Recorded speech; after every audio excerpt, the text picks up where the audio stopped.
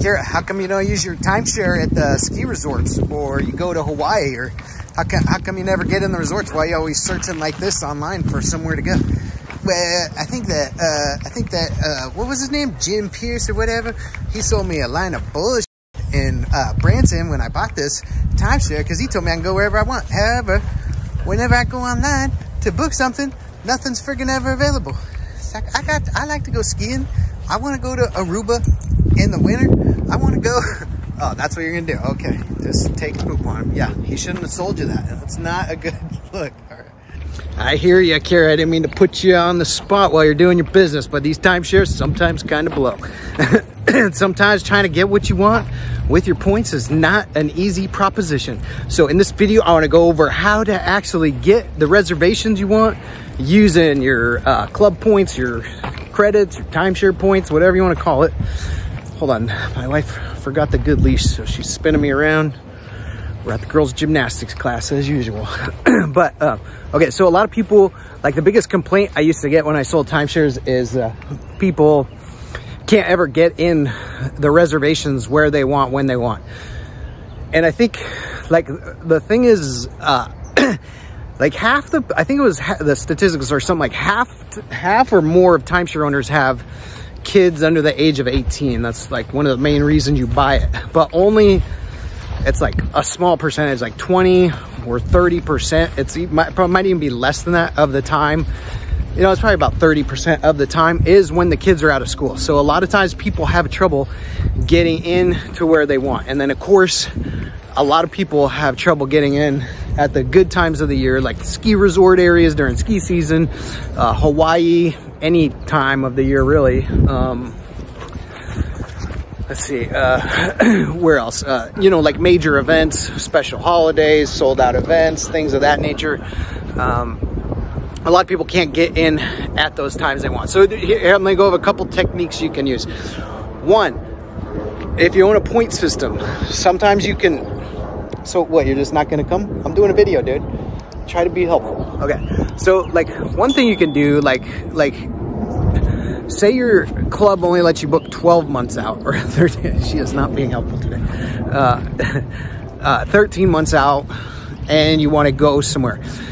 Like I'll use Marriott as an example because they're my favorite company and we do most of our business with them.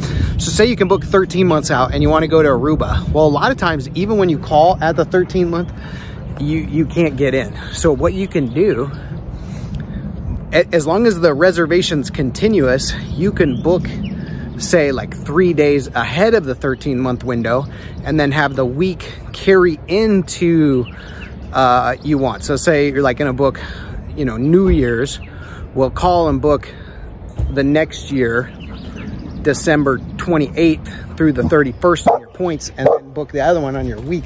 I can't try to be helpful. It's just totally not helpful. Sorry.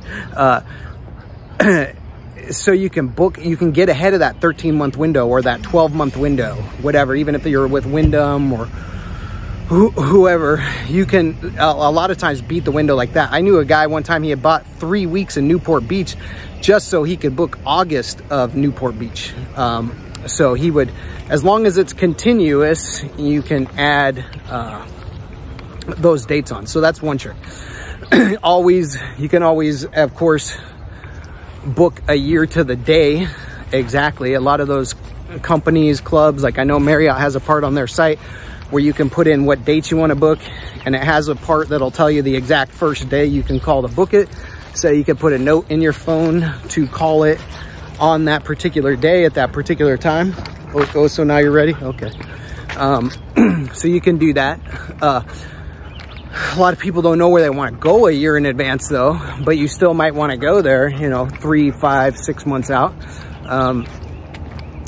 So the other big trick is to use the waiting list. Like a lot of people, I'm surprised, don't even know they have a waiting list. I guess because they don't really advertise for it or tell you about it. So using the waiting list is very underutilized. I know I've done it in other videos, but if you want to go somewhere, you can always use the waiting list. And what happens is, like, and I see this in our business, we have like a 15 to 20% cancellation. So your walk, you just want to say here, okay, apparently A cure the timeshare dog is done. Okay, so you can always use the waiting list, because what happens is the computer will search 24 hours a day for you. So you don't have to keep calling in. Otherwise, you have to keep calling and checking or whatever. So a lot of companies, they have a waiting list. So you can do, like Worldmark has their waiting list online, right, where you're making the reservations. Marriott, you have to call in and do it over the phone, or you could probably do it by their chat desk now. Actually, you can do it by chat. Just tell them to put you on the waiting list for those dates. On the waiting list, a lot of times you can pick multiple resorts too. So say you like want to go to Marriott in Hawaii. Well, they have 5 properties there. Same with Wyndham, you know, so you could probably waitlist each property. Sometimes they'll hold your points. So is the bad thing. Like Marriott definitely holds your points. Actually, I think probably all of them hold your points, because right when the waitlist reservation comes in, it just immediately books it for you, deducts the points, and done deal. But if you like wanted to book something else, you know, so you know you had something, so you have that to contend with as well. But you know, there's a pretty good shot usually, unless you're asking for something, you know, like super hard, like New Year's, you know, 3 weeks before check-in, stuff like that. You're probably not going to get them. Yeah, no, you're not going to get that. But maybe, I mean, it is possible. And then some of them, like Worldmark, you can, and I think with Wyndham too, you could like waitlist actually each night of the reservation. So you could say, put me in a separate wait list for each night, and you could waitlist each night, because one night's more likely to pop up than all, you know, 4, 5, or 6 nights. So you can do that. So you're just gonna sit there?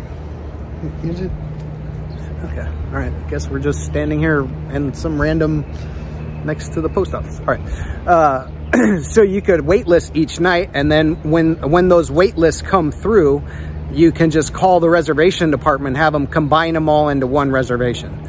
Now, obviously, there's a chance you didn't get the middle night or whatever, but having a one night on a wait list is a lot more likely than... This is the laziest dog ever. Akitas are not... They're not, you don't need to walk them very far. They're, especially when it's a little, it's like 70, dude. So you don't need to, what was I gonna say? You can waitlist each night, but you know, obviously there's a chance you don't get the middle night. So you can do that. But I've seen people get in Worldmark, Anaheim penthouses 3 weeks ahead of time on waitlist. So don't discount it, because people cancel all the time. I mean, we have like like I said, 20% cancellation every day. So people cancel, things come up, people get sick, you know, work calls, they don't have enough money, you know, all kinds of reasons happen. So don't think you won't get on the waiting list. It's a very high percentage, and some of them will like tell you on the phone. Like Worldmark has like different levels of the waiting list, and you can be like, oh, I'm on a level 1 wait list, which is like a 90% chance of getting it. Level 2 is like 60%, and level 3 is like, yeah, not really a chance, but we'll put you on here just in case. And then if it's really bad, they won't even put you on it. So you can ask your different developer if they have those levels on there, or if you can do the one night at a time thing. So you can ask them. They all work a little different, but pretty much if you get the concept, it works the same. So that'll help you out with your sold out reservations, your ski weeks, your Christmas, New Year's weeks. Obviously, I would always tell people timeshare's not a perfect system, but it's way better than staying in a hotel. I've just had to stay, I had to stay at the Grand Ole Opry Resort. I was gonna take the kids to do something, and they usually upgrade me to a suite because, you know, we run all our business through there. So I'm like the highest level. So I've gotten a little spoiled, and every time I've stayed there, they put me in like a junior suite with our own living room. And even the junior suites, like, had nice TV, overlooks their whole beautiful area, but it doesn't have a kitchen. It has like a mini fridge, and that's it. So it doesn't, and like a little coffee maker, but you can't bring food back really. I mean, unless you can stick it in that little mini fridge or have any food to make. You have to eat everything there. And that's their junior suite, which is like $1,100 a night. But this last time we got stuck in a regular hotel room, and it was like a $500 a night room there, and it's just 2 queen beds, and it's just like a regular hotel room, and it was miserable. We left after 2 nights or 3 nights. We were supposed to, no, after, I think it was only 2 or 3 nights. We were supposed to be there for 6, and we just went home early because it didn't make the trip that nice. You're on the bed, and the kids are next to you on the bed, and they want to watch their weird shows, YouTube videos or whatever. And you know, I want to watch what I want to watch, or I'm trying to work and trying to make calls or trying to do stuff. I mean, not really so much on vacation, but at least, you know, trying to check emails and things like that. And it's just very uncomfortable being in that small room like that. So getting your timeshare is way better. So sometimes you have to give up a little bit to be able to get that in. So your best bet, plan a year ahead if possible. You know what I started doing is planning out farther. Well, I guess she wants to go back now. Okay. All right, you're the boss. I'm just here to serve you, Akira. I started planning my trips out like a year in advance. I planned like, you know, 2 or 3 trips out, which I never used to do. And I'd always get stuck because I'd always plan like 30 days in advance or 60 days in advance, and I'd never get anything good. And one of the owners, everything I learned from owners because they're way smarter than me. And the one guy's like, I just plan out my trips, and then, you know, obviously if you don't go, you just cancel it, but at least you have it. And then you already subconsciously like start making plans to go on the trip, and you start making all the arrangements and things. So it does work really well. So I highly recommend planning out your trips 3 or 4 months in advance, or even a year out. It makes it just way easier, way smoother. You have everything in your calendar. You know the dates to block out work. You know when to get things ready. So I highly recommend that. Plus, especially if you're going when the kids are out of school, have that planned out. The point systems, you have usually pretty favorable cancellation policies. Like Marriott, you can cancel down to the day before check-in. Those points go in a holding account, so they're a little restricted. You can't book them out more than 60 days. And Wyndham has something similar, you know, where you lose some of the points values. Diamond, they all have something similar. Sometimes you might lose some of the points values, but you know, but they all have, like, a lot of them have travel insurance now, or points protection policies you can get. So I highly recommend those if you think that. What else? Okay, so I guess that was my big update for the day. So book ahead, book your trips farther out. If you're finding you can't get the reservations you want, use the waiting list. It does work. It works really well, actually, surprisingly. Every time we've put a reservation on the wait list, we've gotten it. So, but we do kind of travel a little more off season. But anyways, I've seen a lot of people get good reservations like that. And so let's see, did that cover it? Yeah, that's usually the biggest problem people have, is getting the reservations they want when they're sold out. So I'll do another video on other topics. All right.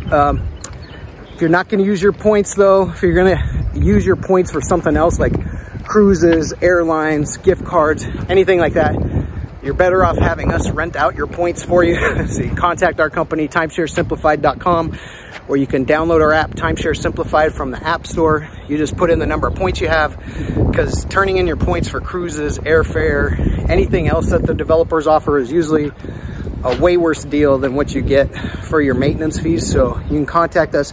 We can rent out your points for you, and then you can take that cash and go buy your cruise or your airline tickets or whatever. It'll be a better value. Plus you'd have money to pay your maintenance.